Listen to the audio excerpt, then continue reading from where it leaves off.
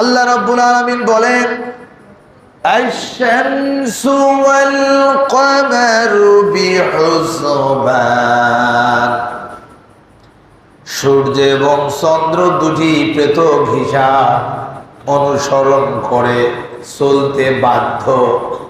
অর্থাৎ আল্লাহ যে চন্দ্র এবং সূর্যকে নিয়ম নীতি পদ্ধতি দিয়েছে সেই অনুযায়ী চলতে তারা বাধ্য না অবাধ্য? আল্লাহ রাব্বুল আলামিন বলেন চন্দ্র রাত্রিবেলায় তার পরিক্রমাটা ঘোরায় আর সূর্য দিনের বেলায় তার পৃথিবীতে বিচরণ করে।